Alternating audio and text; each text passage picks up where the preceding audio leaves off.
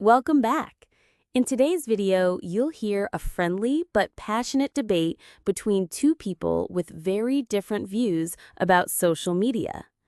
Is it a powerful tool, or is it taking over our lives?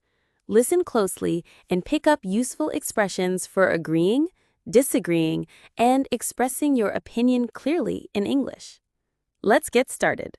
Hey, have you seen that documentary about the effects of social media on mental health? It really made me think. Maybe we should start putting some serious limits on how we use these platforms. I mean, people are getting addicted, constantly comparing their lives to fake images, and even losing sleep because they can't stop scrolling. Yeah, I've heard about it, but I don't know. I mean, sure, there are downsides, but don't you think it also depends on how you use it? For me, social media helps me stay in touch with friends abroad, follow news quickly, and even discover new hobbies. I think it's more about self-control than putting external limits. But that's just it. Most people don't have self-control when it comes to their phones. The apps are literally designed to be addictive. Notifications, endless scrolling, the algorithm feeding you what you want, it's all engineered to keep you hooked. Even adults struggle with it, let alone kids and teens. I get that, but I still believe in personal responsibility. If we start limiting social media by law or age restrictions, where does it stop? What's next? Limiting TV time or banning video games? People should have the freedom to choose how they spend their time.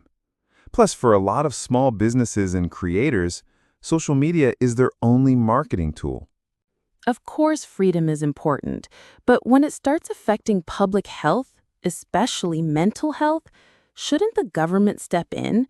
Look at how depression and anxiety rates have risen in young people. You can't deny there's a link. And besides, limiting doesn't mean banning. It could just mean setting screen time guidelines or requiring apps to have better time management features. I see your point, and yes, mental health is a big concern. But what about education instead of restriction? Teach people how to use social media responsibly instead of just taking it away. People don't learn balance by being controlled, they learn by being aware. True, education is part of it, but let's be honest. When was the last time someone actually read a screen time warning and stopped scrolling? Most of us ignore it. Sometimes limits are the only way to get people to take a break. We already do this for other things, like age limits for alcohol or driving, so why not for social media? I understand what you're saying about addiction, but don't you think people have been finding distractions long before social media? We had TV, video games, even books that could be addictive in their own ways. Social media is just the latest form, and it has its positives too. For example, it gives a voice to people who otherwise wouldn't be heard, like activists or marginalized groups. That's a fair point. Social media definitely has been a platform for awareness and connection. But that doesn't mean the negatives should be ignored. The speed at which misinformation spreads, the pressure to present a perfect life, cyberbullying, these are problems that didn't exist in the same way before. The scale is much bigger, and it impacts real mental health outcomes. True, misinformation is a huge problem. But should we really limit access? Or should the platforms be held responsible for policing content better? Users also need to develop critical thinking skills. Limiting social media might not solve the root causes and could even push people to less regulated spaces online. I totally agree that platforms should take more responsibility.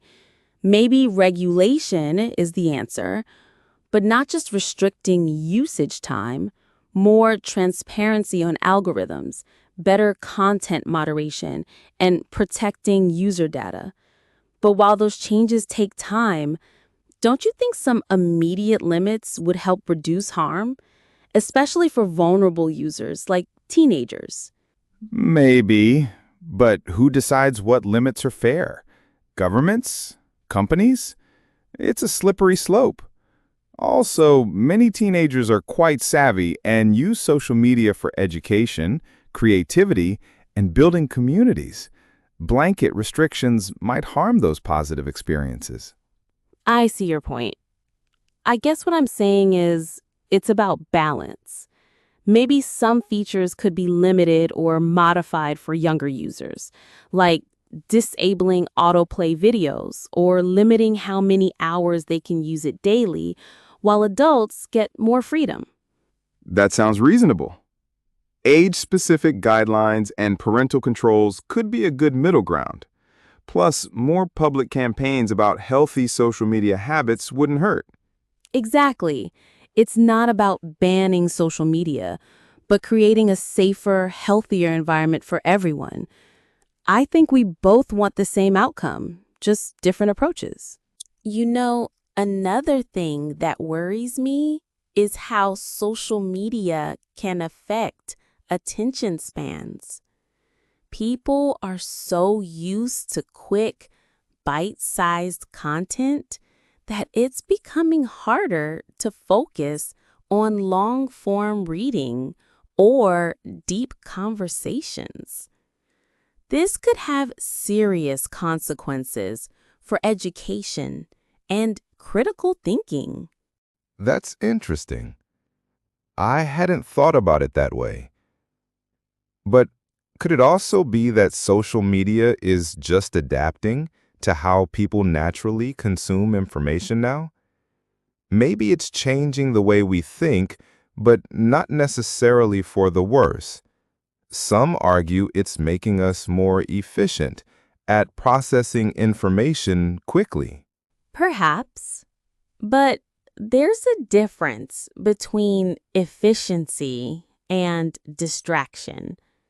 When notifications constantly pull you away and your brain is flooded with stimuli, it's hard to engage deeply with anything. Plus, there's evidence linking heavy social media use to increased anxiety and depression, especially in teens. Yes, but correlation doesn't always mean causation. Some studies suggest that it's more about how social media is used rather than just the time spent on it. For example, active engagement like chatting with friends or creating content can be positive, while passive scrolling might be harmful. That's a good distinction. Still, many people fall into passive use without realizing it. I think part of the problem is the design of these apps. Endless feeds and autoplay videos encourage mindless consumption. Some form of limit or redesign might help users stay more mindful. Agreed. User experience design could play a big role in reducing negative effects. But I'm wary of too much regulation that could stifle innovation or limit freedom of expression. I get that concern. It's a delicate balance between protecting users and allowing freedom. But I believe some boundaries are necessary, especially when vulnerable groups are involved.